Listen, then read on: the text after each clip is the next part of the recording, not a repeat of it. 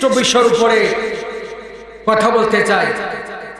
আজকে আমার আলোচনার বিষয়বস্তু আল কোরআনের শ্রেষ্ঠত্ব। একটু বলুন তো বক্তব্যের বিষয়বস্তু কি? আল কোরআনের শ্রেষ্ঠত্ব। আসুন আলোচনার শুরুতেই আল্লাহ পাকের কাছে শয়তান থেকে পানা চাই। আসুন আমরা সকলেই পড়ছি। আউযু বিল্লাহি মিনাশ শাইতানির রাজীম। বিসমিল্লাহির রাহমানির রহিম। ওয়াকাযালিকা আওহাইনা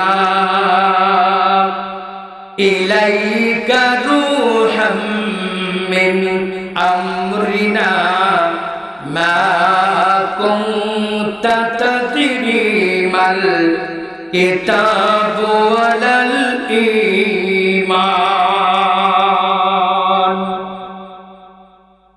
সাদাকাল্লাহুল আযীম। আল্লাহ তাআলা এই দুনিয়াতে যত প্রকার নিয়ামত পাঠিয়েছেন তার মধ্যে সর্বশ্রেষ্ঠ নিয়ামত হচ্ছে আল কোরআন। শ্রেষ্ঠ নিয়ামতের নাম কি? শ্রেষ্ঠত্ব হতে পারে দুই ভাগে বিভক্ত। কিছু শ্রেষ্ঠ পদার্থ আছে নিজে শ্রেষ্ঠ, কিন্তু অন্যকে শ্রেষ্ঠ বানাতে পারে না। যেমন দুধ, মধু একটি শ্রেষ্ঠ খাদ্য। আপনি যদি দুধ দিয়ে গোসল করেন, গোসল হবে। মধু দিয়ে ওযু করেন, পবিত্র হতে পারবেন। তার মানে হলো দুধ এবং মধু নিজে শ্রেষ্ঠ, কিন্তু অন্যকে শ্রেষ্ঠ বানাতে পারে না।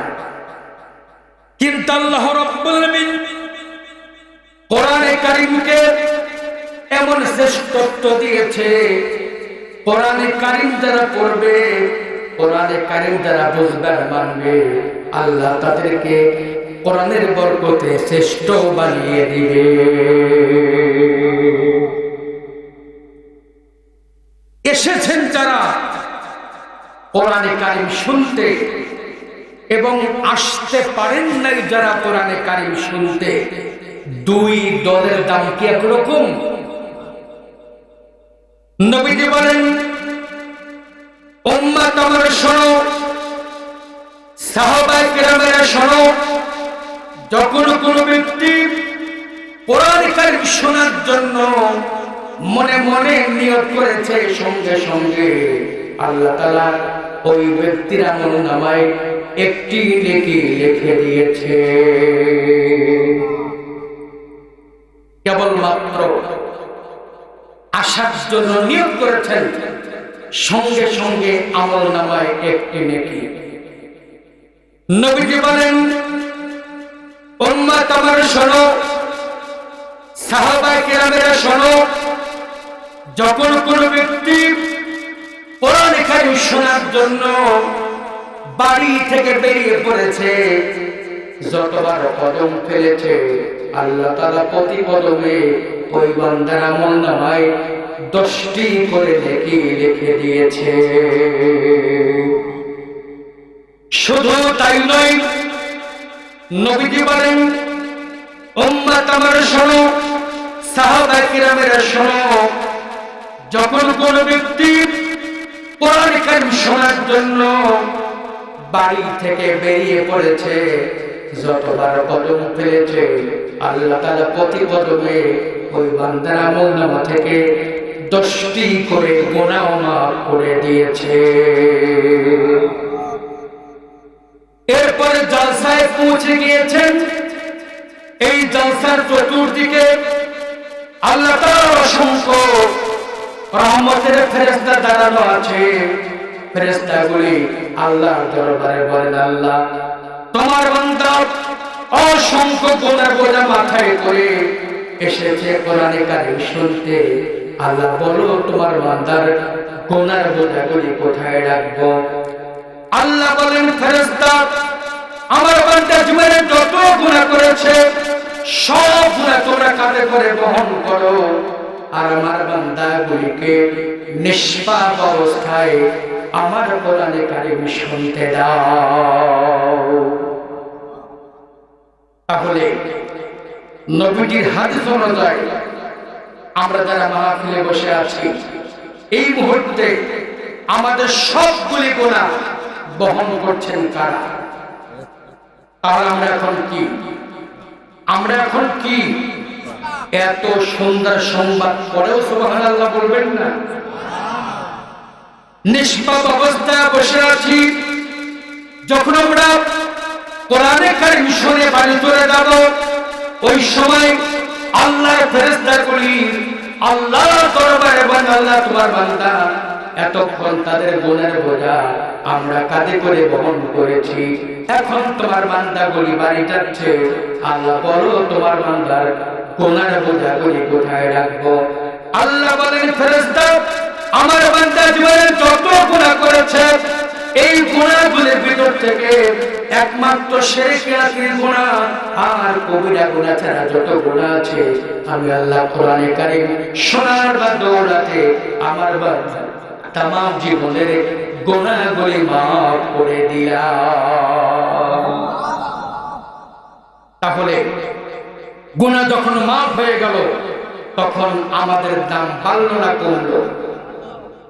এই পর্যন্ত শেষ নয়, আল্লাহ বলেন ওয়াইদা কুরিয়াল কুরআনু ফাসতামিউ লাহু ওয়া আনসিতু লাআল্লাকুম তুরহামুন।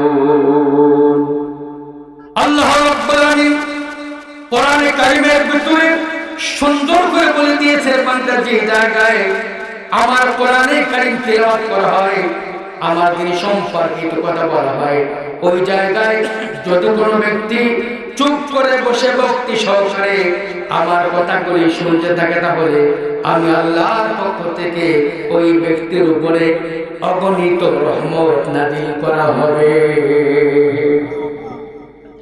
তাহলে রহমত পেলাম, গুনাহ মাফ হয়ে গেল, কিসের বরকতে? কিসের বরকতে? সকলে বলেন না কিসের বরকতে? তাহলে এক কথা, কোরআন যেখানে শ্রেষ্ঠত্ব সেখানে প্রিয় ভাইরা কোন কিতাব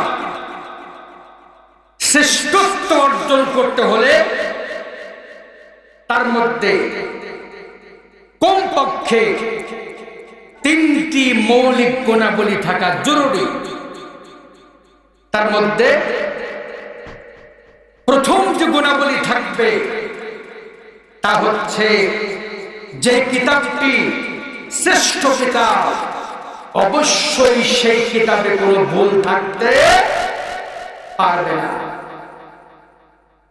দুই নাম্বার যে গুণাবলী, যে কিতাবটি শ্রেষ্ঠ হবে অবশ্যই সেই কিতাবটি নির্ভরযোগ্য হবে, অথেন্টিক হবে, বস্তুনিষ্ঠ হবে, যে কোনো ব্যক্তি ওই কিতাবকে ধাক্কা দিয়ে ফেলে দিতে পারবে না। আমি কি বোঝাতে পারছি আপনাদেরকে? আমার কথাগুলি বুঝতে পারছেন? এরপরে যেই কিতাব শ্রেষ্ঠ কিতাব হবে অবশ্যই সেই কিতাবটি বিজ্ঞানসম্মত হতে হবে। ওই কিতাবের মধ্যে অসংখ্য বিজ্ঞানসম্মত যুক্তির অবতারণা থাকতে হবে। বলুন তো আল্লাহর কোরআনে এই সব গুণাবলী আছে না নাই? আমি আপনাদেরকে অত্যন্ত সংক্ষিপ্ত পরিসরে এই গুণাবলী আলোচনা করতে চাই।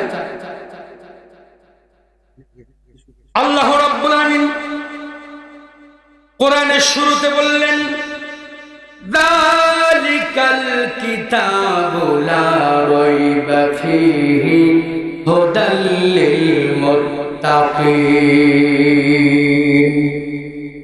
আল্লাহ পাক বলছেন ওই কিতাবের ভিতরে কোনো সন্দেহ নাই। আল্লাহ পাক এ পর্যন্ত বলে শেষ করেন নাই। এরপরে আল্লাহ তাআলা গোটা দুনিয়াবাসীর সামনে একটি গ্যারান্টি দিয়েছেন। সেই গ্যারান্টি হলো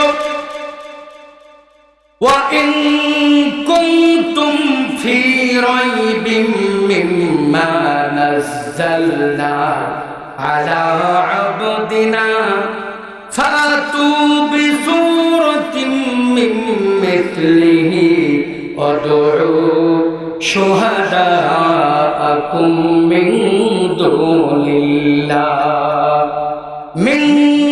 দুনিল্লাহি ইন কুনতুম সাদিকিন। আল্লাহ পাক বলছেন যদি তোমরা আমার কিতাবকে সন্দেহ করো তাহলে আমি যেরকম কিতাব অবতীর্ণ করেছি এরকম একটি কিতাব তোমরা তৈরি করে দেখাও। যদি সেটাও না পড়ো আমি যেরকম সূরা অবতীর্ণ করেছি এরকম একটি সূরা তোমরা তৈরি করে দেখাও। যদি সেটাও না পড়ো আমি যেরকম আয়াতে কারিমা অবতীর্ণ করেছি এরকম একটি আয়াতে কারিমা তোমরা তৈরি করে দেখাও। আজ থেকে ১৫০০ বছর পূর্বে আল্লাহ পাক এই চ্যালেঞ্জ করেছেন। আজ পর্যন্ত এই চ্যালেঞ্জের মোকাবেলা কেউই করতে পারে নাই। তাহলে একথা প্রমাণিত সত্য আল্লাহ পাকের কিতাবের মধ্যে কোনো ভুল নাই। এরপরে ২ নম্বর গুণাবলী, যে কিতাবটি শ্রেষ্ঠ অবশ্যই সেই কিতাবটি নির্ভরযোগ্য। যে কোনো কেউই এই কিতাবকে ধাক্কা দিয়ে ফেলে দিতে পারবে না। আপনারা একটু কষ্ট করে বিষয়টা বোঝার চেষ্টা করবেন। আচ্ছা বলুন তো আল্লাহর কোরআন আমাদের কাছে না দূরে? আপনারা কি আছেন না চলে গেছেন? কথা না বলে তো বুঝতে পারবো না। আল্লাহর কোরআন আমাদের থেকে কাছে না দূরে? বুঝেই বলেছেন তো? বুঝেই বলেছেন তো? ঠিক আছে, একটু পরে আরেকবার জিজ্ঞেস করব। ইংরেজিতে দিস বলা হলে বোঝা যায় কাছে, দ্যাট বলা হলে বোঝা যায় দূরে। বাংলায় এই বলা হলে বোঝা যায় কাছে, ওই বলা হলে বোঝা যায় দূরে। আরবিতে হাদা বলা হলে বোঝা যায় কাছে, আর যালিকা বলা হলে বোঝা যায় দূরে। তার মানে হাদা মানে হলো এই, আর যালিকা মানে ওই। এবার বলুন তো কোরআনের শুরুতে আল্লাহ কি বলেছেন? হাদাল কিতাব না যালিকাল কিতাব? যালিকা মানে কাছে না দূরে? এবার বলুন আল্লাহর কোরআন আমাদের থেকে কাছে না দূরে? কথা বুঝতে পারেন নাই? আল্লাহ বলছেন ওই কিতাবের ভিতরে কোনো সন্দেহ, তাহলে ওই বলা হলে কি বোঝা যায় কাছে না দূরে? এবার বলুন আল্লাহর কোরআন আমাদের থেকে কাছে না দূরে? দূরে। এখন অনেকেই দ্বন্দ্বে পড়ে গেছেন। অনেকে মনে মনে ভাবছেন আমাদের বাড়িতে আল্লাহর কোরআন আছে, আমাদের মসজিদে আল্লাহর কোরআন আছে, মাদ্রাসাতে আল্লাহর কোরআন আছে, আমরা দিব্যি দেখতে পাচ্ছি আল্লাহর কোরআন আমাদের কাছে, অথচ আল্লাহ বলছেন দূরে। এর পিছনে যৌক্তিকতাটা কি? লক্ষ্য করুন, কোরআনে কারীম আল্লাহ তাআলা নাজিল করে যদি হাযাল কিতাব বলতেন তাহলে প্রমাণ হয়ে যেত কোরআনে কারীম অবতীর্ণ করার পিছনে মানুষের সম্পৃক্ততা আছে, মানুষের অংশীদারিত্ব আছে। এই জন্য আল্লাহ তাআলা কোরআনের শুরুতে হাযাল কিতাব বলেছেন, বলেন নাই যালিকাল কিতাব বলে। ওই কিতাব বলে প্রমাণ করে দিয়েছে দুনিয়াবাসীরা শোনো, এ কোরআনে কারীম আমি আল্লাহ নাজিল করেছি। যদিও তোমরা দেখতে পাচ্ছ কোরআনের পাণ্ডুলিপি আমাদের কাছে, কিন্তু কোরআনের মূল সংরক্ষক আমি আল্লাহ। তোমরা কোরআনের বিরুদ্ধে যত ষড়যন্ত্র চক্রান্ত করবে, তোমরা ষড়যন্ত্র করে কিয়ামত পর্যন্ত আমার কোরআনের একটি হরফের পরিবর্তন তোমরা করতে পারবে না। কে বলেছেন? আল্লাহ রাব্বুল আলামিন কোরআনে কারীমের ভিতরে এই বক্তব্য আরো সুন্দর করে দিয়েছেন। আল্লাহ পাক বলছেন, বান্দা শোনো, ইউরিদুনা লিইউতফিউ নূরাল্লাহি বিআফওয়াহিহিম আল্লাহু মুতিম্মু নূরিহি ওয়ালাউ কারিহাল কাফিরুন। আল্লাহ পাক বলছেন কাফের মুশরিকেরা চায় আল্লাহর কোরআনকে ফু দিয়ে নিভিয়ে দিবে। কারা চায়? কি নিভাতে চায়? কি নিভাতে চায়? কিভাবে নিভাতে চায়? ফু দিয়ে। আল্লাহ রাব্বুল আলামিন তার জবাব বলেছেন, আল্লাহু মুতিম্মু নূরিহি ওয়ালাউ কারিহাল কাফিরুন। আমি আল্লাহ কিয়ামত পর্যন্ত আমার কোরআনকে পূর্ণতা দান করব। আমার কোরআনে কারীমের বিরুদ্ধে ষড়যন্ত্র করে ওরা কোরআনে কারীমের ক্ষতি সাধন করতে পারবে না। জোরে বলুন সুবহানাল্লাহ। তাহলে কোরআনটি নির্ভরযোগ্য না অনির্ভরযোগ্য? এরপরে 3 নম্বর গুণাবলী, যেই কিতাবটি শ্রেষ্ঠ অবশ্যই সেই কিতাবে বিজ্ঞানসম্মত যুক্তির অবতারণা আছে।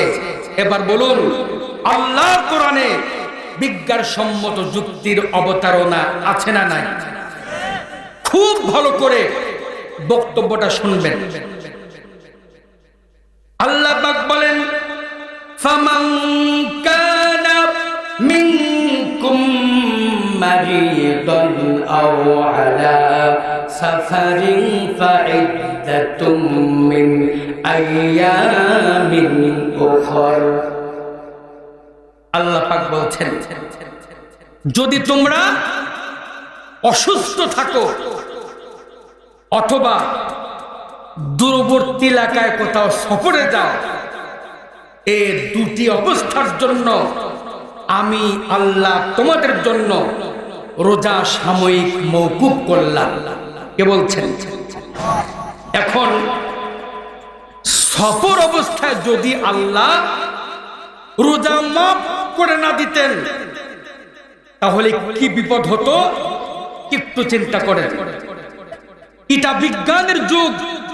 মনে করেন আপনি ঢাকা এয়ারপোর্টে সেহরি খেয়েছেন রাত্রি 2:30 প্লেনটি আপনাকে নিয়ে 14-15 ঘন্টা উড়তে উড়তে তুরস্কে গিয়ে নামলো রাত্রি 3:30টায়।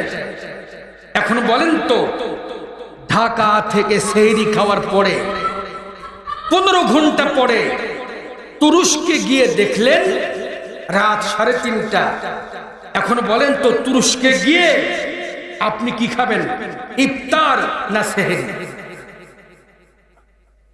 কি খাবেন? সেহরি খাবেন। ঠিক আছে, খান।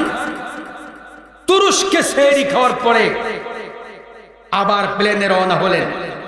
প্লেনটি 14 ঘন্টা উড়তে উড়তে এসে নামলো ঢাকা এয়ারপোর্টে। নেমে দেখতে পাচ্ছেন রাত্রি 3:30। এখন বলেন তো আপনি ঢাকা এয়ারপোর্টে আসার পরে ইফতার করবেন না সেহরি খাবেন? সারা মাস সেহরি খাবেন, ইফতার কবে করবেন?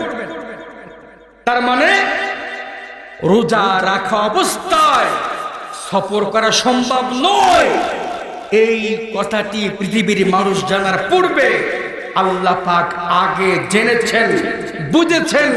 এই জন্য আল্লাহ তাআলা সফর অবস্থায় রোজাকে মওকুফ করেছেন। জোরে বলুন সুবহানাল্লাহ।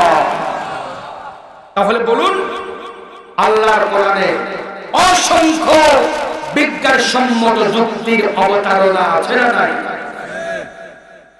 আমেরিকার প্রখ্যাত বিজ্ঞানী ডক্টর মাইকেল এইজহার্ট, উনি আল্লাহর কোরআন তেলাওয়াত করতে শুরু করলেন, মানার জন্য নয়, জানার জন্য। ওনার চোখে কোরআনের এই আয়াত কারিমা ধরা পড়ে গেল। আল্লাহ পাক বলছেন, আফালা ইয়ানজুরুনা ইলাল ইবিলি কাইফা খুলিকাত। সকলে বলুন, আফালা ইয়ানজুরুনা ইলাল ইবিলি কাইফা খুলিকাত। আল্লাহ রাব্বুল আলামিন কোরআনে কারিমের ভিতরে সুন্দর করে বলে দিয়েছেন, বান্দাগুলি দেখো আমি আল্লাহ উটকে কেমনে তৈরি করেছি। জোরে বলুন সুবহানাল্লাহ। কি দেখতে বললেন? উটকে। আমেরিকার প্রখ্যাত বিজ্ঞানী মনে মনে ভাবলো, এ কি আশ্চর্য কথা, একজন নিরক্ষর ব্যক্তির কাছে কোরআন নাজিল হয়েছে, অথচ দুনিয়াতে অসংখ্য প্রাণী থাকার পরে কেমনে বললো তোমরা দেখো আমি উটকে কেমনে তৈরি করেছি। আমেরিকার প্রখ্যাত বিজ্ঞানী গবেষণা শুরু করলো উটের উপরে। গবেষণা করে দেখলো সারা দুনিয়াতে যত প্রাণী আছে সমস্ত প্রাণী অক্সিজেন গ্রহণ করার পরে সমস্ত অক্সিজেন কার্বন ডাই অক্সাইড করে বের করে দেয়, কিন্তু একটি মাত্র প্রাণী উট অক্সিজেন গ্রহণ করার পরে 1/3 অক্সিজেন ভিতরে রিজার্ভ রেখে 2/3 অক্সিজেন কার্বন ডাই অক্সাইড করে বের করে দেয়। এই জন্য মরুভূমিতে যদি ঝড় শুরু হয় অন্য প্রাণী নিঃশ্বাস না নিয়ে মারা যায়, কিন্তু উট 2 থেকে 3 ঘন্টা পর্যন্ত নিঃশ্বাস না নিয়েই বাঁচতে পারে। জোরে বলুন সুবহানাল্লাহ। এবার বলুন, কোরআনে বিজ্ঞানসম্মত যুক্তির অবতারণা আছে না নাই? এরপরে ইংল্যান্ডের ডক্টর মারিয়াম জামিলা আল্লাহর কোরআন তেলাওয়াত করতে শুরু করলেন, মানার জন্য নয়, জানার জন্য। উনি একজন খ্রিস্টান মহিলা। ওনার চোখে ধরা পড়ে গেল ওয়াল ওয়ালিদাতু ইরদি'না আওলাদাকুম হাওলাইনি কামিলাইন। আল্লাহ পাক বলছেন, দুনিয়ার মেয়েরা তোমরা তোমাদের কলিজার টুকরা সন্তানগুলিকে 2 থেকে 2.5 বছর পর্যন্ত মায়ের দুধ পান করাও। ডক্টর মারিয়াম জামিলা মনে মনে ভাবলেন, এ কি আশ্চর্য কথা, একজন নিরক্ষর ব্যক্তির উপরে কোরআন নাযিল হয়েছে, অথচ নির্দিষ্ট করে বলল 2 থেকে 2.5 বছর পর্যন্ত মায়েরা তোমাদের পরিবার সন্তানকে দুধ পান করাও। এইবার ডক্টর মারিয়াম জামিলা মায়ের দুধের উপরে গবেষণা শুরু করলেন। উনি দেখলেন একটি সন্তান জন্মগ্রহণ করার পরে 2 থেকে 2.5 বছর পর্যন্ত তার দেহে যত পুষ্টি দরকার এই পুষ্টি একমাত্র মায়ের দুধ ছাড়া আর কোনো কিছুতেই নেই। এইবার ডক্টর মারিয়াম জামিলা হংকার দিয়ে বললেন, ও ইংল্যান্ডের সমস্ত বুদ্ধিজীবীরা শোনো, সমস্ত সাংবাদিকেরা শোনো, আমি আল্লাহর কোরআনের ভুল ধরতে গিয়ে নিজের ভুল বুঝতে পেরেছি। আর দেরি নয়, আমি ডক্টর মারিয়াম জামিলা এই মুহূর্তে কালেমা পড়ে মুসলমান হয়ে গেলাম। তাহলে বলুন, আল্লাহর কোরআনে বিজ্ঞানসম্মত যুক্তির অবতারণা আছে না নাই? প্রিয় ভাইরা, এই কথাগুলির বলার পরে এবার বলছি কোরআন কিভাবে শ্রেষ্ঠত্ব অর্জন করেছেন। চিন্তা করুন, কোরআন যেখানে ছোঁয়া দিয়েছে, স্পর্শ দিয়েছে, ওই ব্যক্তি, ওই বস্তু কখনো 2 নাম্বার থাকে না, 3 নাম্বার থাকে না। কোরআনের বরকতে আল্লাহ তাআলা ওই ব্যক্তি, ওই বস্তুকে প্রথম নাম্বার বানিয়ে দেয়। 12 মাসে বছর শ্রেষ্ঠ মাসের নাম কি? শ্রেষ্ঠ মাসের নাম কি? এই মাসটি শ্রেষ্ঠ হলো কেন? আল্লাহ পাক বলেন, শাহরু রমাদানাল্লাযী উনজিলা ফীহিল কুরআন। আল্লাহ রাব্বুল আমিন কোরআনে কারীমের ভিতরে সুন্দর করে বলে দিয়েছেন, বান্দাগুলি শোনো, আমি আল্লাহ রমজান মাসে কোরআনে কারীম নাযিলের জন্য কোরআনের সম্মানে আল্লাহ এই মাসকে শ্রেষ্ঠ মাস বানিয়ে দিলাম। কোরআন শ্রেষ্ঠ। এই কিতাব যেই মাসে নাযিল হয়েছে সেই মাসটিও শ্রেষ্ঠ মাস।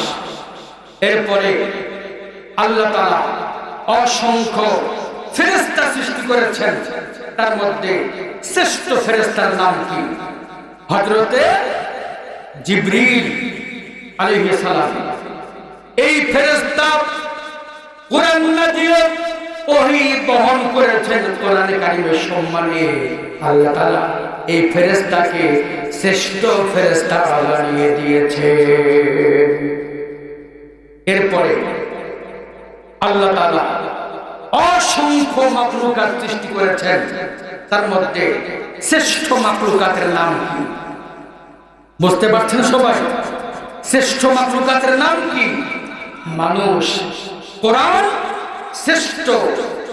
এই কোরআন যেই জাতির উপরে নাযিল হয়েছে সেই জাতীয় শ্রেষ্ঠ জাতি। এখন শ্রেষ্ঠত্ব 2 ভাগে বিভক্ত। কিছু শ্রেষ্ঠত্ব আছে শুধুমাত্র সৌন্দর্যমণ্ডিত শ্রেষ্ঠ, তার মধ্যে শ্রেষ্ঠত্বের মৌলিক গুণাবলী নেই। এরকম শ্রেষ্ঠ জিনিস আছে না নাই? যেমন মাখাল ফল, দেখতে তো দারুণ সুন্দর, কাউকে বিনা পয়সায় খেতে দিলে 1 পিস খাবেন, এই জন্য খাবেন না। ওই ফলের মধ্যে সৌন্দর্য আছে কিন্তু শ্রেষ্ঠত্ব নেই। আল্লাহ রাব্বুল আমিন কোরআনে কারীমের ভিতরে সুন্দর করে বলে দিয়েছেন, বান্দাগুলি শোনো, আমি তোমাদেরকে মাখাল ফলের মতো এরকম সৌন্দর্য দেই নাই।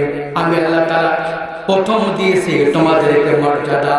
আল্লাহ পাক বলেন, ওয়ালাকাদ কাররামনা বানি আদম। আল্লাহ রাব্বুল আমিন কোরআনে কারীমের ভিতরে সুন্দর করে বলে দিয়েছেন, বান্দাগুলো শোনো, আমি আল্লাহ আদম সন্তানকে সবচাইতে বেশি মর্যাদা দান করেছি। তাহলে সবচাইতে বেশি মর্যাদা কার? জোরে বলে। কার মর্যাদা? মানুষের মর্যাদা। সবচেয়ে বেশি মর্যাদা কার? কার মর্যাদা? মানুষের মর্যাদা। এরপরে আল্লাহ তাআলা কোরআনে কারীমের ভিতরে সুন্দর করে বলছেন, বান্দা আমি তোমাদেরকে শুধুমাত্র মর্যাদা দিয়ে শেষ করি নাই, আমি তোমাদেরকে যেমন দিয়েছি মর্যাদা তেমন দিয়েছি সৌন্দর্য। এত সৌন্দর্য দিয়ে আমি আল্লাহ আর কাউকেই তৈরি করি নাই। আল্লাহ পাক বলছেন, লাকাদ খালাকনাল ইনসানা ফি আহসানি তাকওয়িম। সবাই বলুন, লাকাদ খালাকনাল ইনসানা ফি আহসানি তাকওয়িম। একটু মহব্বতের সাথে কালেমার জিকির করুন, লা ইলাহা ইল্লাল্লাহ। মহব্বতের সাথে জোরে জোরে জবান খুলে বলুন, লা ইলাহা ইল্লাল্লাহ, লা ইলাহা। আল্লাহ পাক বলছেন, বান্দা আমি মানুষকে এত সুন্দর করে তৈরি করেছি, এত সুসজ্জিত করে আর কোন প্রাণীকে বানাই নাই। তাহলে কোরআন নাজিল হয়েছে কার উপরে? জোরে বলেন। তাহলে সবচাইতে সুন্দর জাতি কারা? সবচাইতে শ্রেষ্ঠ জাতি কারা? তাহলে কোরআন শ্রেষ্ঠ। যেই জাতির উপর নাজিল হয়েছে সেই জাতীয় শ্রেষ্ঠ জাতি। আচ্ছা বলুন তো, পাগল মানে বুদ্ধিমান না বোকা? আপনারা কে আছেন না চলে গেছেন? একটু জোরে কথা বলবেন, পাগল মানে বুদ্ধিমান না বোকা? সকলেই বলেছেন বোকা। আমি কিছুক্ষণ পরে আরেকবার জিজ্ঞেস করব। মনে করেন আপনাদের গ্রামে একজন চেয়ারম্যানে দাঁড়িয়েছে, ওনার বাবা এসে তার সঙ্গী সাথীদেরকে বলছে, ভাই আমি নিষেধ করলাম ছেলেকে এই ঝামেলায় যাওয়ার দরকার নাই, ছেলেটা আমার কথা মোটেও শুনলো না, তো যেহেতু টাকাটা জমা দিয়ে ফেলেছে একটু পাগলটার দিকে খেয়াল করবেন। এরকম কথা মাঝে মধ্যে বলে না? এই যে বাবা ছেলে কাদর করে পাগল বলে, এই পাগল মানে বুদ্ধিমান না বোকা? এই পাগল মানে কি? আবার কয় বোকা। এই পাগল মানে কি? বুদ্ধিমান। একটু আগে কি বলেছিলেন, এখন কি বললেন? আল্লাহ কোরআনে সেই কথাটাই বলেছেন।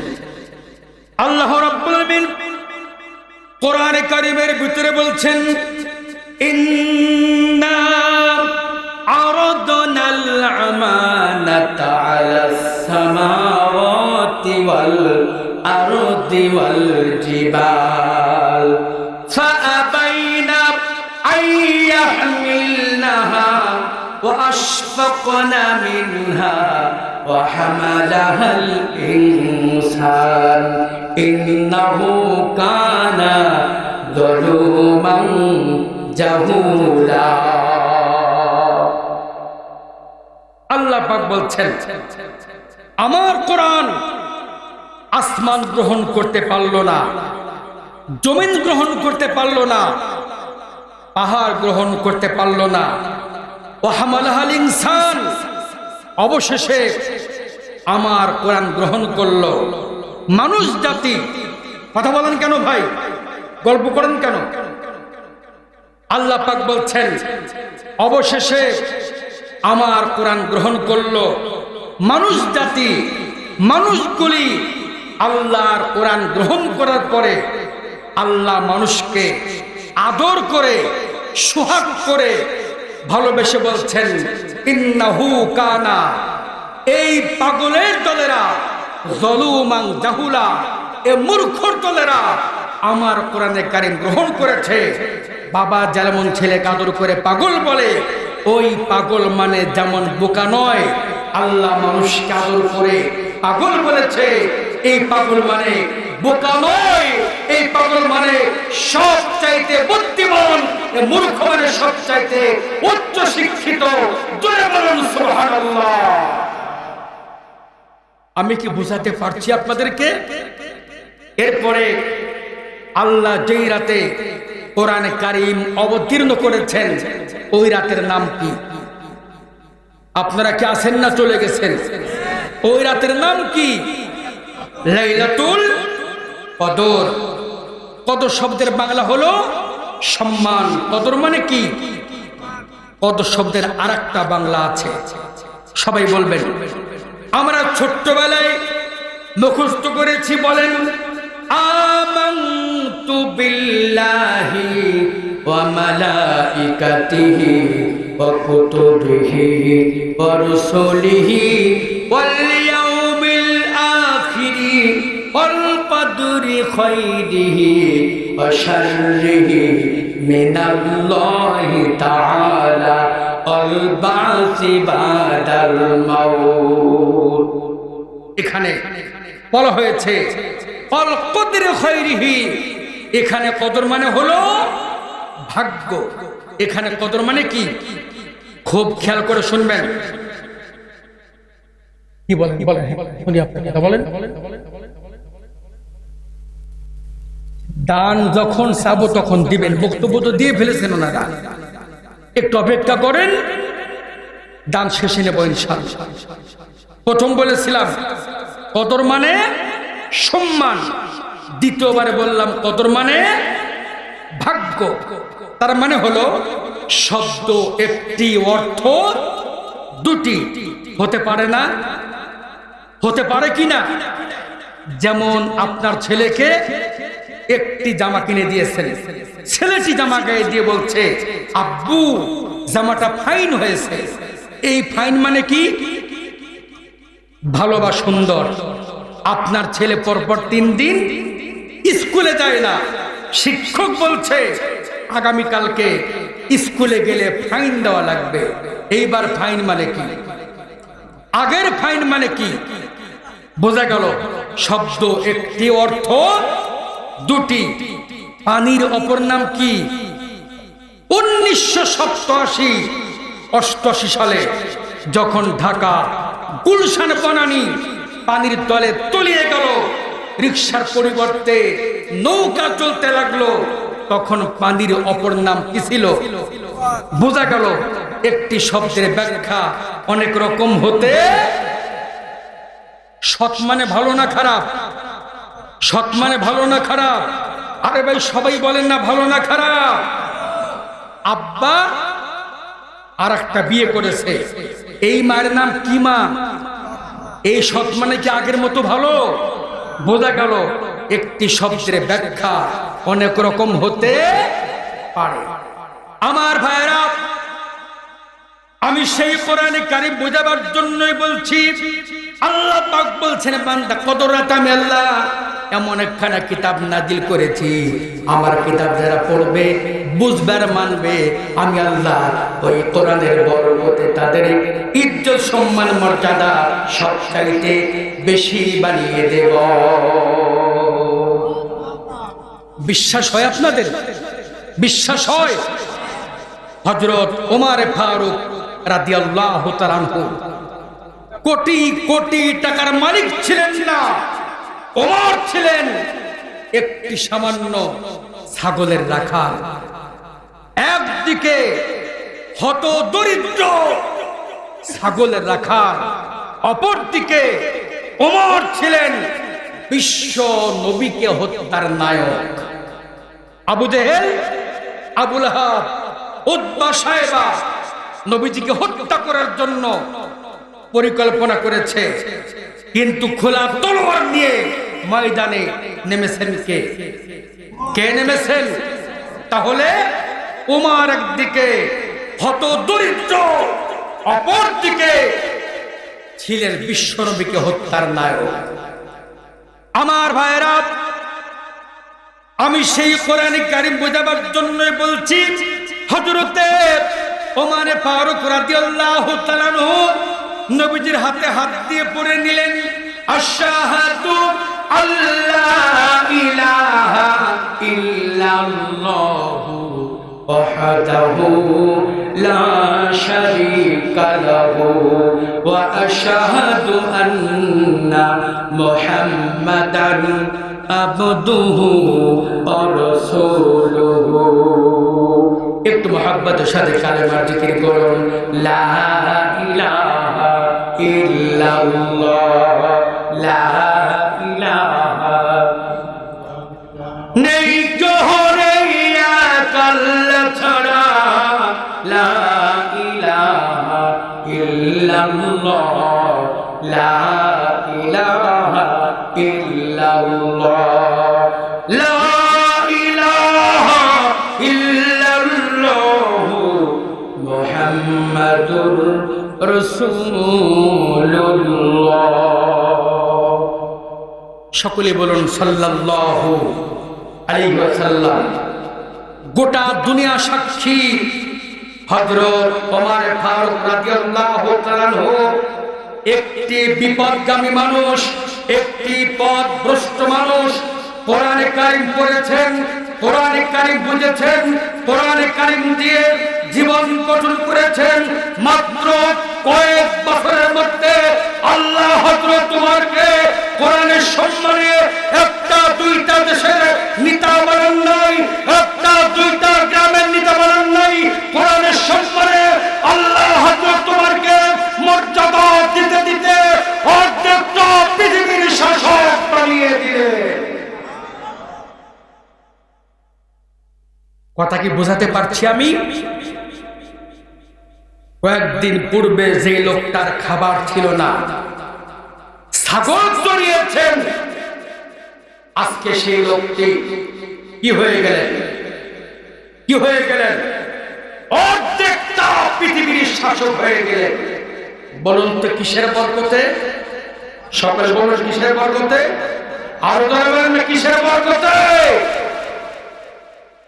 হযরত ওমর কিরকম শাসক ছিলেন একটি ছোট্ট দৃষ্টান্ত পেশ করছি মিশর দেশে নদী আছে ওই নদীর নাম হলো নীল নদী প্রতি বছর জোয়ার লেগে ওই এলাকার ফসল নষ্ট হয়ে যায় এলাকার লোকেরা প্রতি বছরে একটি পরমা সুন্দরী নারীকে সুন্দর পোশাক পরে নদীতে ছেড়ে যায় জোয়ার বন্ধ হয়ে যায় মেয়েটি চিরতরে হারিয়ে যায় ওমরের শাসন আমাদের খবরটা হযরতে ওমরের দরবারে পৌঁছে গেল হযরতে ওমর ফারুক রাদিয়াল্লাহু তাআলা আনহু একখানা পত্র দিলেন রাজা বাদশার কাছে নয় এমপি মন্ত্রীর কাছে নয় ওমর পত্র দিলেন মিশরের নীল নদীর কাছে জোরে বলুন সুবহানাল্লাহ একটি মানুষ পত্র দিয়েছে নদীর কাছে এলাকা লোকেরা বলতে শুরু করলো মুসলমান আসলেই পাগল যদি না হবে মানুষ কখনো পানির কাছে পত্র লিখতে পারে না ওমর পাগলামি করেই ছাড়লেন ওমর পত্র দিয়েছেন ও মিশরের নীল দরিয়া আমি আল্লাহর নবীর সাহাবী ওমর বলছি আমি বদরি সাহাবী ওমর বলছি আমার পত্র পরে মিশরের দরিয়াতে জোয়ার বন্ধ করে দিবে যদি জোয়ার বন্ধ না করো কিয়ামতের ময়দানে আখিরাতে আদালতে তোমার বিরুদ্ধে মামলা দায়ের করব এই পত্র শোনাবার পরে সঙ্গে সঙ্গে জোয়ার বন্ধ হয়ে যায় এরপরে কত সাগর ভেঙে নগর হয়েছে নগর ভেঙে সাগর হয়েছে আবর্তন বিবর্তন পরিবর্তন হয়েছে আজ পর্যন্ত মিশরের দুনিয়াতে আর কখনো জল লেগে ফসল নষ্ট হয়ে যায় নাই বলুন ঠিক কিনা তাহলে ওমর ফারুক রাদিয়াল্লাহু তাআলা আনহু শুধুমাত্র মানুষের শাসক ছিলেন না হযরতে ওমর ফারুক রাদিয়াল্লাহু তাআলা আনহু মিশরের নীল নদীকে পর্যন্ত শাসন করেছেন ঠিক কিনা বলো এত বড় সম্মান এত মর্যাদা এত বরকত সবটা কিসের জন্য জোরে বলেন না কিসের জন্য আরো জোরে চিল্লা বলেন না কিসের জন্য আজ যদি আমরা আল্লাহর কোরআন পড়ি বুঝি আর মানি আমাদের দাম বাড়বে না কমবে বিশ্বাস হয় আপনাদের? একটি ছোট্ট প্রমাণ দিতে চাই, অহংকার করে নয়, আল্লাহ পাকের শুকরিয়া আদায় করে। একটু দিলের কান দিয়ে শোনেন, অন্তর্চক্ষু দিয়ে দেখেন, আমার মতো অনেক অন্ধ রাস্তায় হাত পেতে ভিক্ষা করে। অন্ধকে ভিক্ষা দেন নাই? অন্ধকে ভিক্ষা করতে দেখেন নাই? আমি সেই ভিক্ষুকের কাতারের একজন। আল্লাহ পাক আমাকে সম্মান দিয়েছেন, মর্যাদা দিয়েছেন, সারা দেশব্যাপী মর্যাদার সাথে সফর করিয়েছেন। আল্লাহর নামে কসম করে বলছি, এই মর্যাদা আমার ব্যক্তিগত মর্যাদা নয়, এই মর্যাদা আমার বাপ দাদার মর্যাদা নয়, এইটা হচ্ছে আল্লাহ পাকের কোরআন কারীমের মর্যাদা। এ মর্যাদা কার? কিসের ওসিলায়? কিসের ওসিলায়? সিল্লা বলেন না, কিসের ওসিলায়?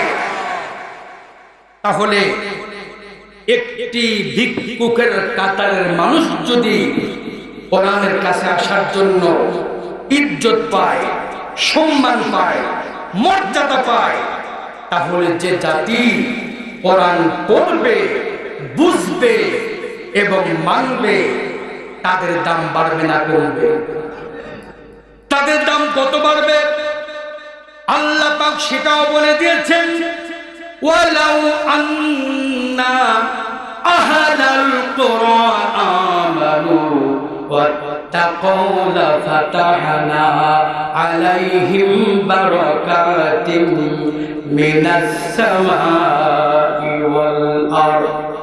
আল্লাহ রাব্বুল আলামিন কোরআনে কারীমের ভিতরে সুন্দর করে বলে দিয়েছেন, এলাকার মানুষগুলি যদি আল্লাহর উপরে ঈমান আনার পরে আল্লাহ পাকের হুকুম মেনে চলার সিদ্ধান্ত গ্রহণ করে, তারা যদি আল্লাহকে ভয় করে চলে, আল্লাহ ওই জাতির জন্য, ওই কওমের জন্য আকাশে যত বরকত আছে, রহমত আছে, জমিনে যত বরকত আছে, রহমত আছে, আল্লাহ সবটাই তার বান্দার জন্য কুদরতি হাত দিয়ে খুলে দিবে।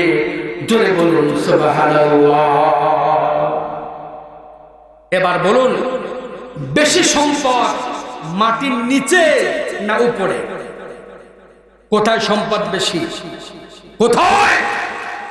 আল্লাহ পাক বলছেন, আমার উপরে ঈমান আনার পরে যদি তোমরা আমার হুকুম মানার সিদ্ধান্ত নাও আর আমাকে ভয় করে চলো, তাহলে আকাশে যত বরকত আছে, জমিনে যত রহমত আছে, আমি সবটাই ওই বান্দাদের জন্য কুদরতি হাত দিয়ে খুলে দেব। ওয়াদা কার? ওয়াদা কর। তাহলে যদি আমরা আল্লাহর কোরআন পড়ি, বুঝি এবং মানি, ইজ্জত বাড়বে, সম্মান বাড়বে, মর্যাদা বাড়বে, সম্পদও। আল্লাহ রাব্বুল আলামিন কোরআন কারীমের ভিতরে আরো সুন্দর করে বলে দিয়েছেন, বান্দা শোনো, লাইলাতুল কদরি খায়রুম মিন আলফি শাহর। সবাই বলুন, লাইলাতুল কদরি খায়রুম মিন আলফি শাহর।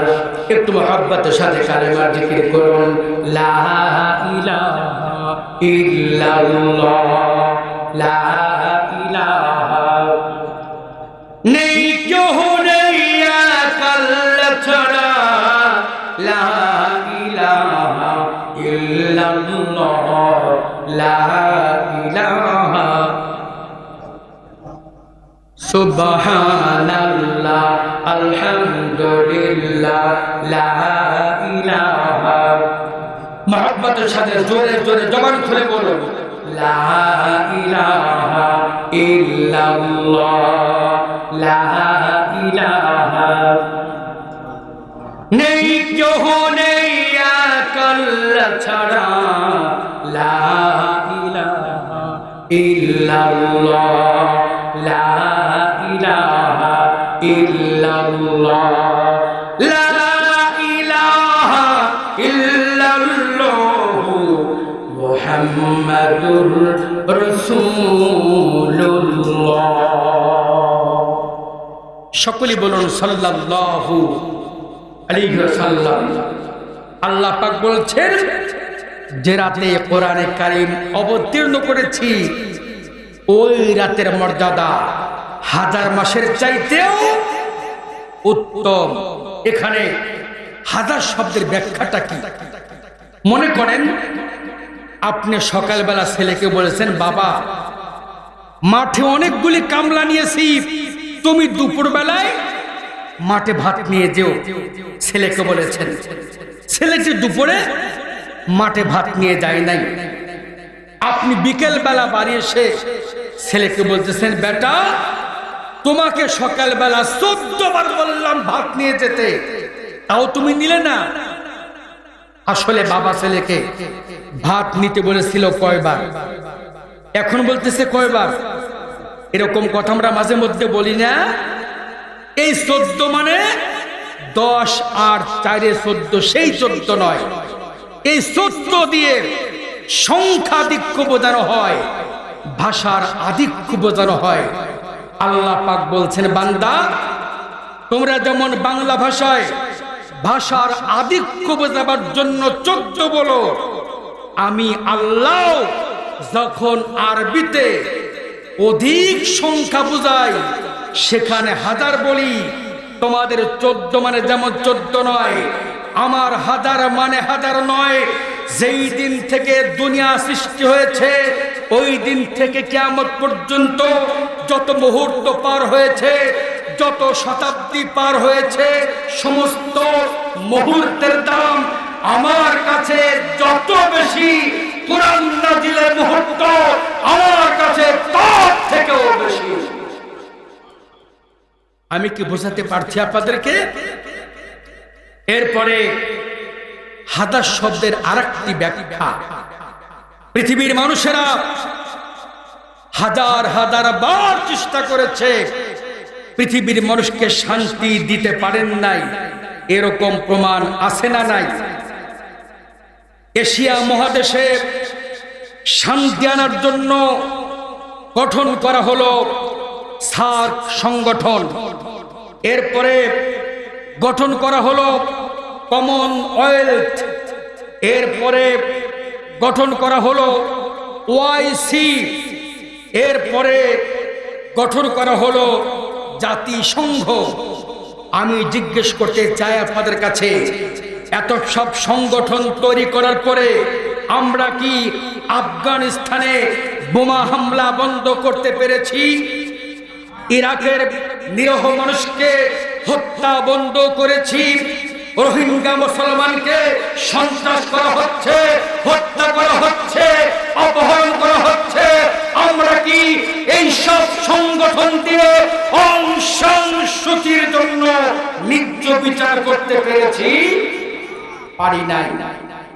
এরপরে আমাদের প্রাণ প্রিয় মাতৃভূমি বাংলাদেশে স্বাধীনতা সংগ্রামের সময় গঠন করা হয়েছিল মুক্তি বাহিনী, এরপরে গঠন করা হলো রক্ষী বাহিনী, এরপরে গঠন করা হলো এন্টি কারাপশন, এরপরে গঠন করা হলো অপারেশন দুর্বার, এরপরে গঠন করা হলো অপারেশন ডোজার, এরপরে গঠন করা হলো অপারেশন ক্লিন হার্ট, এরপরে গঠন করা হলো এন্টি কারাপশন কমিশন, এরপরে কাজ করছে পুলিশ, বিজিপি, র্যাব, চিতা, কুবরা, ডিজিএফআই, এনএসআই, ডিবি, ডিএসবি।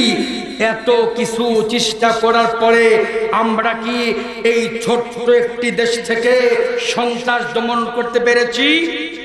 আল্লাহ পাক বলছেন, বান্দা লাইলাতুল কদরি খায়রুম মিনাল আলফিশ শাহর।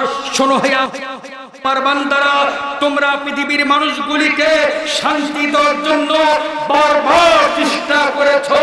তোমরা যদি আমার কোরআন পড়ো, আমার কোরআন বোঝো, লাইলাতুল কদরে এমন একখানা কিতাব নাযিল করেছি, তোমরা হাজার বছর চেষ্টা করে যেই কাজটি করতে পারো নাই। আমার কোরআন পড়ো, বোঝো আর মানো। আমি আল্লাহ কোরআনের বরকতে এই দেশকে শুধু ডিজিটাল বানাবো না, এই দেশকে শুধুমাত্র সোনার বাংলা বানাবো না। কোরআনের বরকতে, কোরআনের সম্মানে আমি আল্লাহ এই দেশকে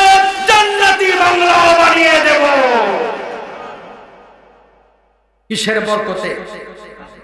কিসের বরকতে? ভয় পান নাকি আপনারা? ভয় পান? যদি কোনো বিপদ ঘটেই যায় অন্তত আপনারা দৌড়ায় পালাতে পারবেন, আমি কি দৌড়াতে পারবো? তাহলে ভয় আমার বেশি না আপনাদের বেশি? ঈমানের পথে অবিচল থেকে আমার মরণ যেন হয়, ঈমানের পথে অবিচল থেকে আমার মরণ যেন হয়। আল্লাহুম্মা সাইয়্যিদিনা মাওলানা মুহাম্মদ ওয়া আলা আলি সাইয়্যিদিনা। আমার সঙ্গে বলেন, আমার সোনার মদিনা, আমার প্রাণের মদিনা, সব বলিব কিন্তু তোমায় ভুলতে পারি না, সব বলিব কিন্তু তোমায় ভুলতে পারি না।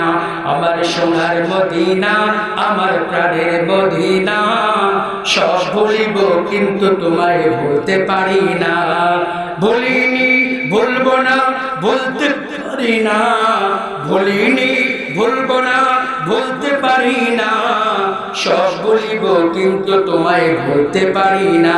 আমার সোনার মদিনা, আমার প্রাণের মদিনা, সব বলিব কিন্তু তোমায় ভুলতে পারি না। আল্লাহুম্মা, জোরে জোরে মহব্বতের সাথে জবান খুলে বলুন, ওয়া আলা আলি সাইয়্যিদিনা।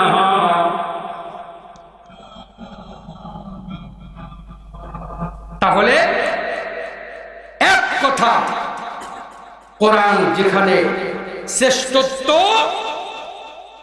কোরআন নেই যেখানে নিকৃষ্টতা, সেখানে ভালো করে খেয়াল করবেন, একটি নারী, একটি পুরুষ আল্লাহর কোরআন দিয়ে বিয়ে হয় নাই, তারা মিলন করেছে, একটি ফুটফুটে চাঁদের মতো চেহারা সন্তান জন্মগ্রহণ করেছে।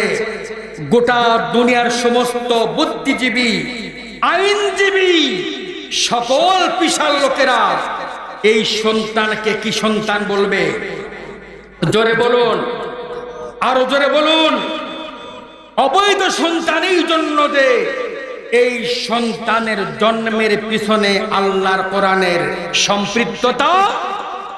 আর একটি সন্তান, তার বাবা মা আল্লাহর কোরআন দিয়ে বিয়ে করেছে, একটি কালো কুৎসিত সন্তান হয়েছে, এই সন্তানকে গোটা দুনিয়া কি সন্তান বলবে?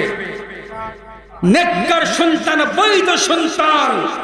এজন্য যে ওই সন্তানের জন্মের পিছনে আল্লাহর কোরআনের সংস্পর্শ আছে। এই জন্য যেই জীবনে আল্লাহর কোরআন নেই, ওই জীবনটা অবৈধ জীবন। যেই পরিবারে আল্লাহর কোরআন নেই, ওই পরিবারটা অবৈধ পরিবার। যেই সমাজে আল্লাহর কোরআন নেই, ওই সমাজটা অবৈধ সমাজ। যেই জাতীয়তায় আল্লাহর কোরআন নাই, সেইটা অবৈধ জাতি। বলুন ঠিক কিনা?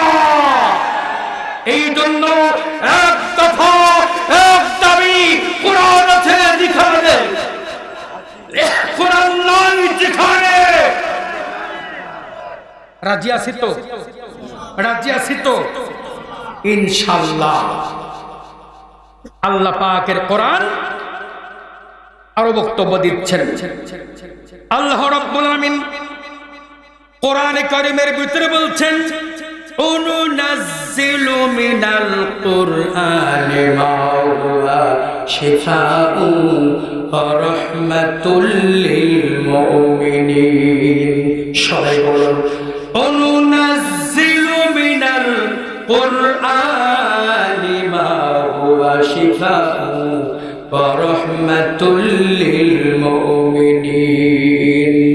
আল্লাহ রব্বুল আলামিন কোরআনে কারিমের ভিতরে সুন্দর করে বলে দিয়েছেন, বান্দাগুলি শোনো, আমি আল্লাহ আমার কোরআনে কারিমকে মুমিন মুমিনা বান্দাবাদের জন্য ঔষধ বানিয়ে দিলাম।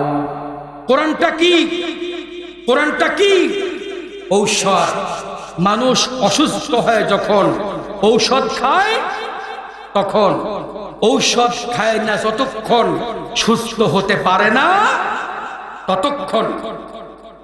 প্রিয় ভাইরা, এবার আপনাদের সামনে একটি ছোট্ট দৃষ্টান্ত পেশ করছি। আচ্ছা, রাত কয়টা বাজে? কয়টা? সর্বনাশ, 12:30 বেজে গেছে। আমাকে এই মাদ্রাসা কমিটি দাওয়াত দিয়েছে ফেব্রুয়ারি মাসের 28 তারিখে। এখন সকলের ঘড়িতে কয় তারিখ? কয় তারিখ? আমি কি 1 তারিখের দাওয়াত নিয়েছি? আপনারা কি 1 তারিখের দাওয়াত দিয়েছেন?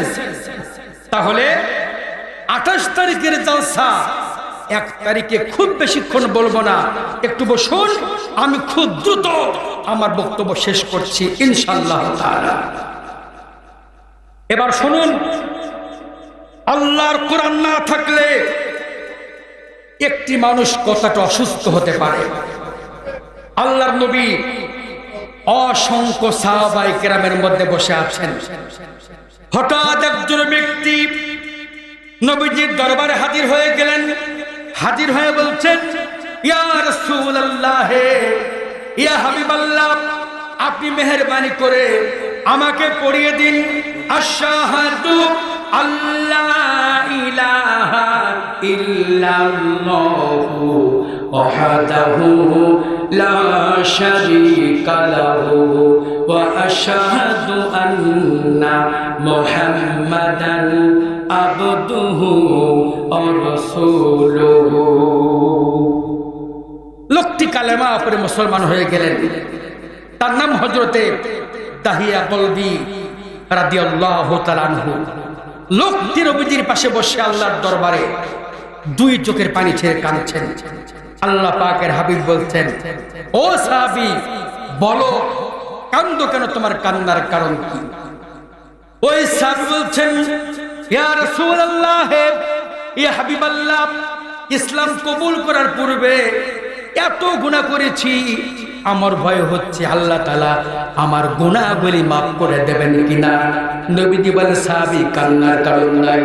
এমন কালেমা তুমি পড়েছো, এমন কোরআন কারীম তুমি পড়েছো, আল্লাহ তাআলা কালেমার বরকতে তোমার সব গুনাহ মাফ করে দিয়েছে। শুধু গুনাহ মাফ করে দেন নাই, অতীতে যা গুনাহ করেছো আল্লাহ তোমার গুনাহগুলিকে কুদরতি দায়িত্বে সওয়াবে পরিণত করে দিয়েছে। তারপরে সাহাবী কাঁদছে। নবীজি বলছেন, ও সাহাবী, বলো কান্দো কেন? ওই সাহাবী বলছেন, ইয়া রাসূলুল্লাহ, ইয়া হাবিবাল্লাহ, ইসলাম গ্রহণের পূর্বে বিদেশে সফর করতে গিয়েছিলাম। সেই সময় আমার বিবির পেটে বাচ্চা ছিল। আমার বিবিকে একান্ত কাছে ডেকে বললাম, বিবি, তোমার পেটে কোনো পুত্র সন্তান হলে আদর যত্ন স্নেহ করে প্রতিপালন করবে, আর কন্যা হলে পরে ওই কন্যাটিকে তুমি জীবন্ত কবর দিয়া দিবে। এই কথা বলে রওনা হয়ে গেলাম বিদেশে। অনেক বছর পরে বাড়ি এসেছি। এসে দেখি একটি ফুটফুটে চাঁদের মতো মেয়ে ঘুরে বেড়াচ্ছে। আমার বিবিকে একান্ত কাছে ডেকে বললাম, বিবি, হলো এই মেয়েটা কার মেয়ে? আমার বিবি আমাকে ভয়ে ভয়ে বলতে, স্বামী গো, দয়া করে মেহেরবানি করে মাফ করে দাও, আমি মা আমার কলিজার টুকরা কন্যাকে জীবন্ত কবর দিতে পারি নাই। এই মেয়েটাকে আদর যত্ন স্নেহ করে বড় করেছি। আমার বিশ্বাস এই মেয়েকে আর দেখে মারতে পারবে না। আল্লাহ নবী সাহাবী বলেন, ইয়া রাসূলুল্লাহ, ইয়া হাবিবাল্লাহ, মেয়েটাকে ডাকার সঙ্গে সঙ্গে আমার মাথায় জিহাদ চলে গেল। মনে মনে ভাবলাম, এই মেয়েটিকে বাঁচিয়ে রাখা যাবে না। মেয়েটা বড় হলে পরে বিয়ে দেওয়া লাগবে। কন্যাবাড়ি দাসীর মতো কাজ করবে, আমার ইজ্জত সম্মান মর্যাদা ক্ষুণ্ণ হয়ে যাবে। মেয়েটিকে বাঁচিয়ে রাখা যাবে না। আল্লাহ নবী সাহাবী বলেন, ইয়া রাসূলুল্লাহ, ইয়া হাবিবাল্লাহ, আমার মেয়েকে বারবার নাম করে সুন্দর পোশাক পরে মরুভূমিতে হাজির করলাম। একটি কোদাল জোগাড় করে গর্ত খনন করছি। আমার পাশে আমার মেয়েটা দাঁড়িয়ে আছে। আমি গর্ত খনন করছি, মাঝে মধ্যে ধুলা বালিশে আমার দাড়িতে লাগে, আমার মুখে লাগে। ওই কচি মেয়েটা কচি হাত দিয়ে আমার ধাড়ি তুলে ঝেড়ে পরিষ্কার করে দিচ্ছে। মাঝে মাঝে ঘেমে যাচ্ছি, আমার ছোট মেয়েটা ওড়না দিয়ে আমার গা থেকে ঘাম করে মুছে পরিষ্কার করে দিচ্ছে। এরকম করতে করতে আমার মেয়েটা বুঝে ফেলে দিয়েছে আমার আব্বা এখন আমাকে জীবন্ত কবর দিয়ে দিবে।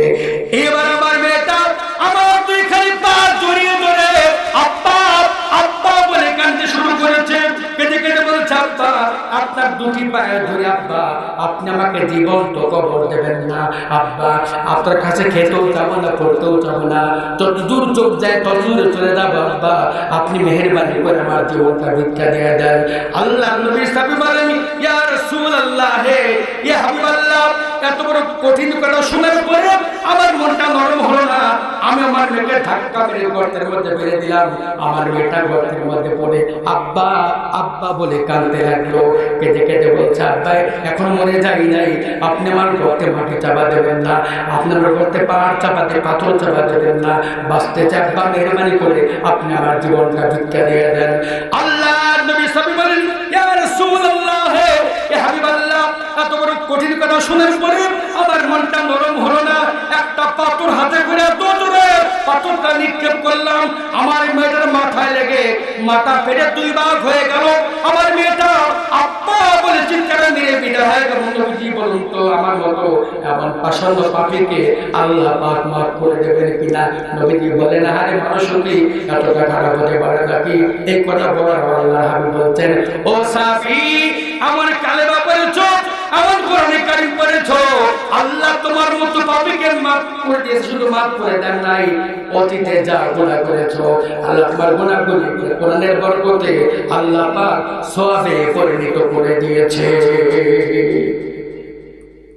আমি জিজ্ঞেস করি আপনাদেরকে, একটি সুস্থ মানুষ কি পারে নিজের মেয়েকে এভাবে জীবন্ত কবর দিতে? কথা বলেন, পারে কি?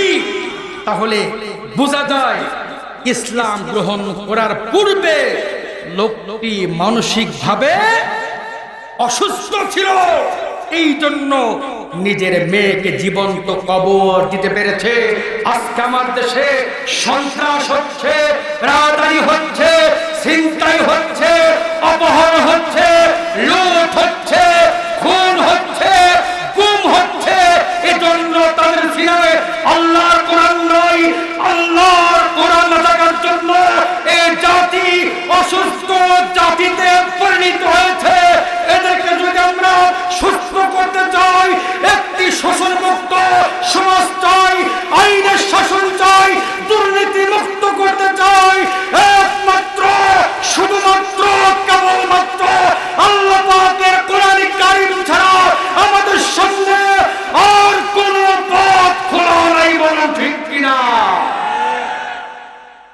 এই জন্য যদি আমরা গোটা জাতিকে সুস্থ করতে চাই, আল্লাহর কোরআনের ঔষধ তাদেরকে পান করাতে হবে, অন্যথায় সুস্থ জাতি পাওয়া যাবে না। আমি জিজ্ঞেস করতে চাই, আপনারা সুস্থ জাতি চান না অসুস্থ জাতি চান? অনেক রাত হয়েছে, কথা বলতে পারলাম না। আজকে গোটা দেশব্যাপী মাদ্রাসায় সংকট তৈরি হয়েছে, কারণ প্রাইমারি স্কুলে উপবৃত্তি দিচ্ছে, বই পুস্তক বিনামূল্যে দিচ্ছে।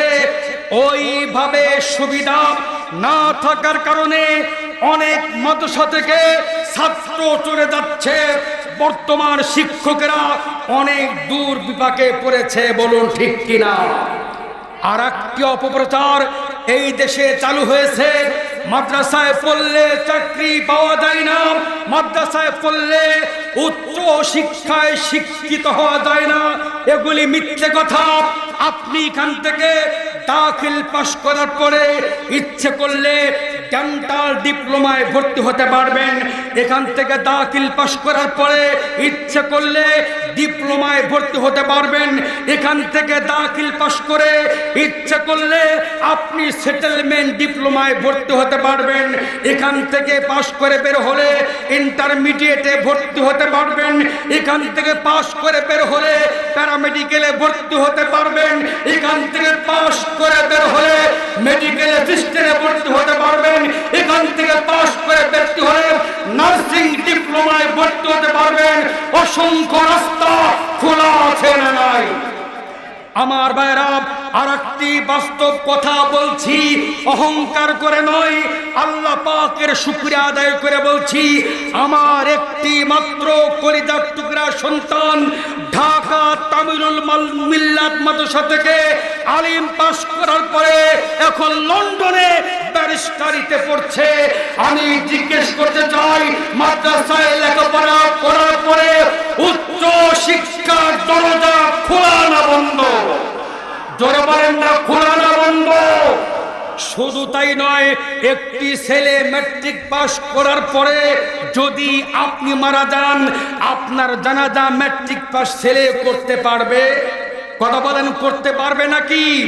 আর একটি দাখিল পাস ছেলে আপনি মারা গেলে জানাজা করতে পারবে, আপনার লাশটা মাটির কবরে নামাতে পারবে।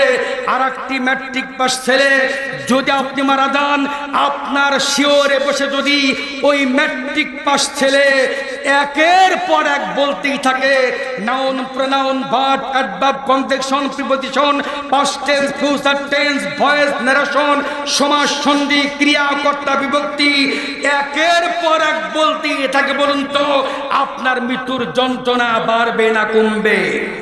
জোরে বলেন না, বাড়বে না কমবে? আর একটি দাখিল পাস ছেলে আপনি কবরে যাওয়ার সময় যদি আপনার শিওরে বসে সূরা ইয়াসিন তিলাওয়াত করে, আল্লাহর কোরআন তিলাওয়াত করে, বলুন তো আপনার মৃত্যুর যন্ত্রণা বাড়বে না কমবে? আমার ভাইরা, এই জন্য আল্লাহ বলছেন, বি আমওয়ালিকুম ওয়া আনফুসিকুম, আমার রাস্তায় তোমরা জান এবং মাল দাও। আজকে গোটা দুনিয়াতে মাদ্রাসাগুলিতে ছাত্র সংকট সৃষ্টি হয়েছে। আপনারা এই বক্তব্য শোনার পরে আগামী কাল থেকে দলে দলে এই মাদ্রাসায় ছাত্র ছাত্রী ভর্তি করাবেন। রাজি আছেন কিনা বলো?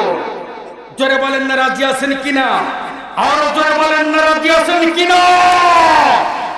আল্লাহ পাক যেন কবুল করেন। আল্লাহুম্মা আমিন, আল্লাহুম্মা আমিন, আল্লাহুম্মা আমিন। এবার বলবো, আমার দাদির কাছে শিখে একটা ওয়াজ শোনাবো আপনাদেরকে। ওয়াজটা শিখেছিলাম আমার দাদির কাছে থেকেই। তো খুব দুষ্ট ছিলাম, না দেখে কি দুষ্টমি করব। দাদি পান খেত, হাতায় হাতায় খুঁজে বার করে পান, চুন, সুপারি, খয়ের সব ঢেলে ফেলতাম। তো দাদি বুড়ি মানুষ রাগের চোটে কর্মর করে বলতো, বিল নষ্ট করে পানা আর গ্রাম নষ্ট করে। আপনারা জোরে কোন, আমি কিছু মনে করব না। বিল নষ্ট করে পানা, গ্রাম নষ্ট করে। আমি বললাম, বুড়ি কয় কি রে? বিল নষ্ট করে পানা তা তো বুঝলাম, কচুরি পানা পচে, পানি গন্ধ হয়, নষ্ট হয়। কিন্তু কানা কেমনে গ্রাম নষ্ট করে? কানা তো সন্ত্রাস করতে পারে না, মাস্তানি করতে পারে না। আল্লাহর কোরআন পড়ে দেখি, আল্লাহ ওই কানার কথা কোরআনেই বলে দিয়েছে। জোরে বলেন না সুবহানাল্লাহ। আল্লাহ রাব্বুল আলামিন কোরআনে কারীমের ভিতরে বলেন, সুম্মুম বুকুমুন উমিয়ুন ফাহুম লা ইয়ারজিউন। সবাই বলুন, সুম্মুম বুকুমুন উমিয়ুন ফাহুম লা ইয়ারজিউন। আল্লাহ রাব্বুল আলামিন কোরআনে কারীমের ভিতরে সুন্দর করে বলে দিয়েছেন, যাদের কান আছে কিন্তু আমার কোরআনে কারীম শোনে না, ওরা হলো ঠসা। যাদের চক্ষু আছে, আমার কোরআনে কারীম পড়ে না, ওরা হলো কানা। আর যাদের কান আছে, আল্লাহর কোরআন শোনে না, ওরা কি? যাদের দুটা চক্ষু আছে, আল্লাহর কোরআন দেখে না, পড়ে না, ওরা কি?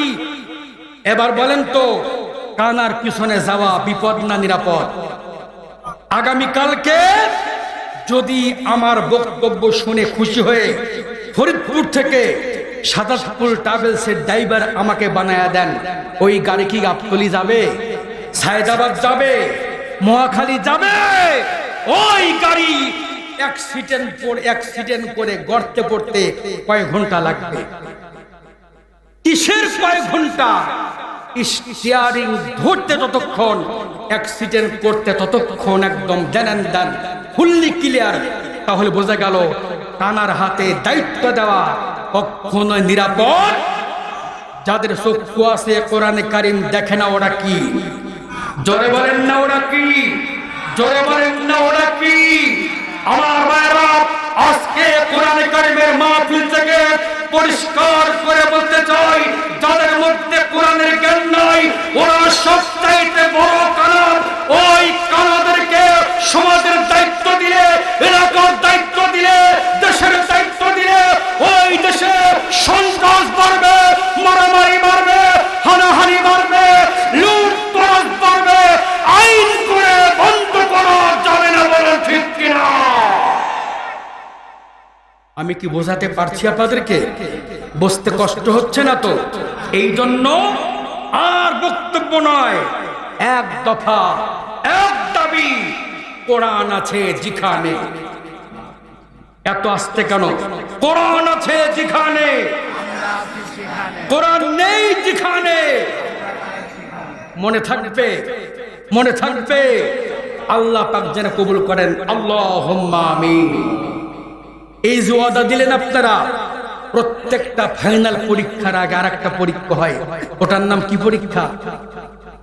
টেস্ট পরীক্ষা।